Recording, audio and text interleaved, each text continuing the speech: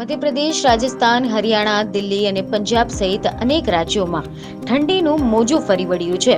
બુધવારે રાજસ્થાનના 19 અને મધ્યપ્રદેશના 8 શહેરોમાં લઘુત્તમ તાપમાન 10 ડિગ્રી સેલ્સિયસથી નીચે નોંધાયું હતું. ભોપાલમાં સતત 5મા દિવસે રાત્રિનું તાપમાન 8 ડિગ્રી સેલ્સિયસ નોંધાયું હતું.